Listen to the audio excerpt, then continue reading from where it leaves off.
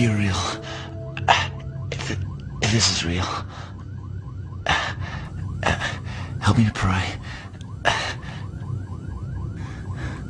Help me to pray the only prayer I've ever learnt. Help me to remember the Lord's Prayer.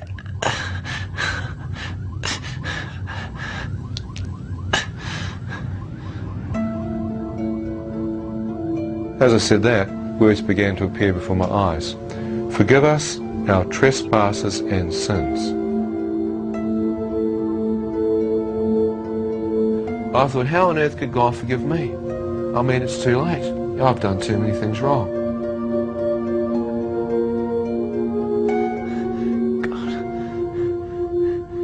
God, if you are real, and you can hear me, please, forgive me.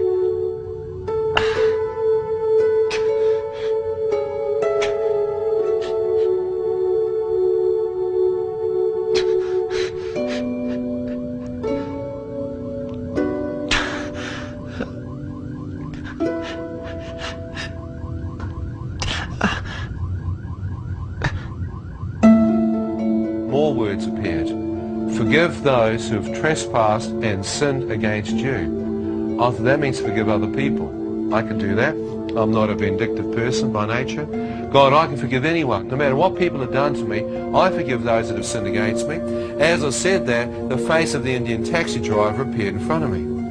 I thought, what on earth is this man doing here? The voice said, will you forgive this man for pushing you out of his taxi tonight and leaving you for dead on the side of the road? I thought, no, you must be joking. Not forgiving him. I mean, I was furious with that guy. And the next minute, the Chinese guy's face appeared in front of me. I thought, what on earth is he doing here? And the voice said, will you forgive this man for not taking you in his car tonight and leaving you to die in the hotel? I thought, no. As I saw both of these men's faces, I thought, what on earth's going on? This isn't just some mumbo-jumbo prayer. I could actually be talking to someone who could be God. This voice is actually personalizing this prayer to me.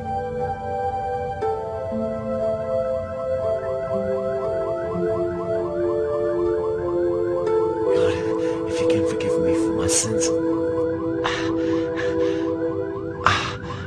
I'll forgive those men for what they did to me.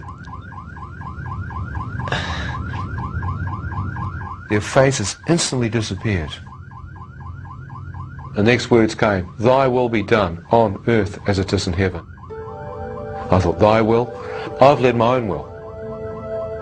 So I said, God, I need to know your will, but if you can help me through this, I'll seek it out.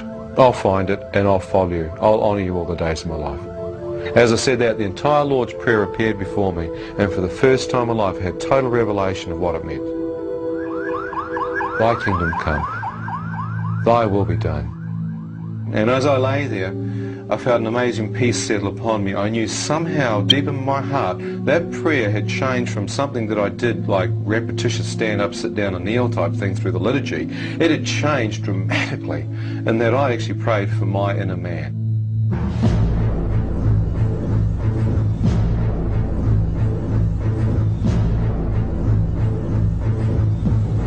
What happened? What's wrong with him? Stone. Jellyfish. Jellyfish? Sir, can you hear me? Orderly, get the antitoxins ready. Sir, can you hear me? Get the antitoxins ready.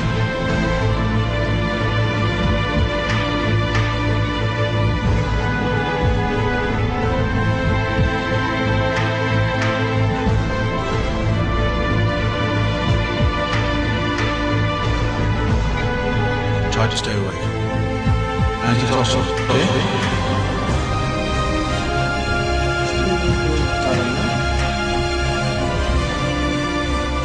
Doctor, I can't find a vein. Slap his hand. Come on, take it like this. Slap his hand.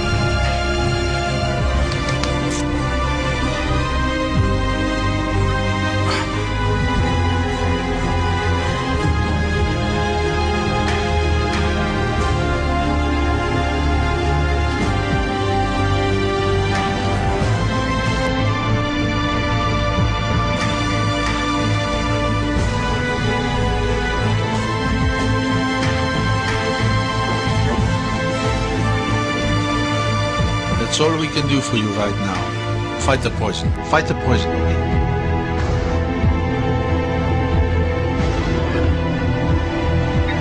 And I could feel myself going. It was really scary. You could hear everything.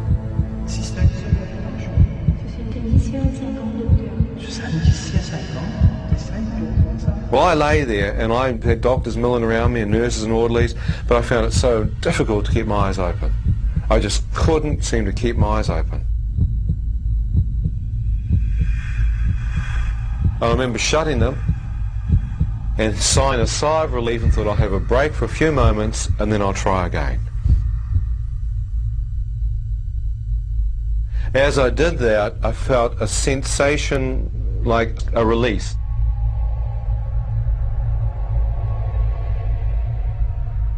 The battle to stay alive had finished.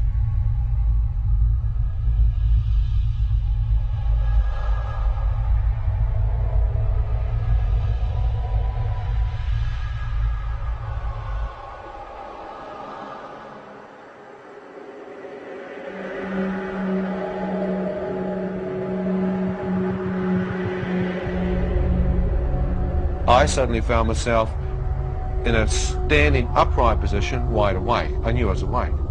The trouble was, it was pitch black.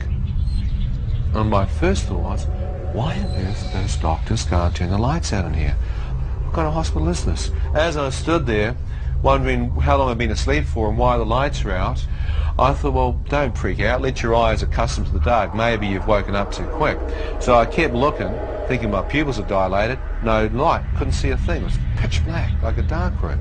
So, well, okay. There must be some light in here somewhere. So I turned around 360 degrees, checking out to see if there's some light. Couldn't see a thing. As I went out to my right, I couldn't find the wall. I thought, that's weird. Have they moved me?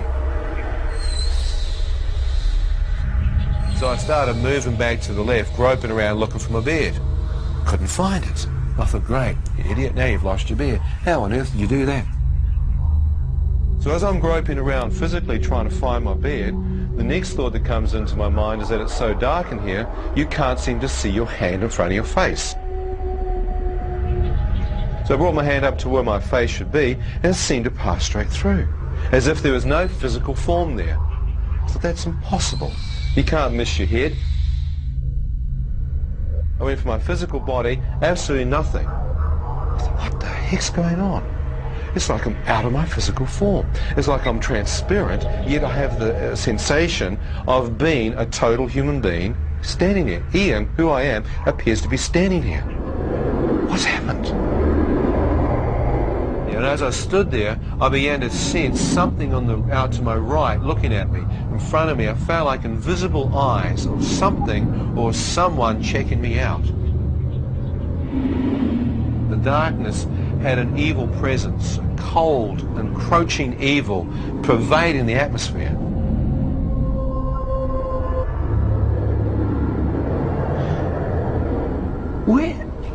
Where am I?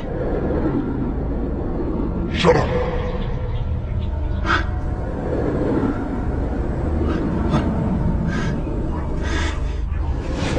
You deserve to be here. What? Deserve to be where? Hell. Now shut up.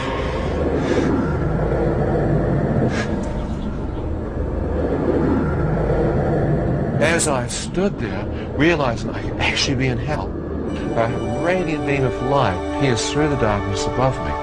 As this light touched my face, I felt an awesome presence go through me, and my entire body seemed to lift off the ground and be translated up into this light and radiance.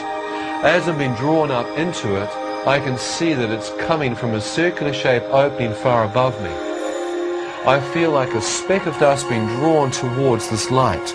As I'm being drawn up towards it, I thought, is this real? I looked back over my shoulder, and far beneath me, I could see the darkness.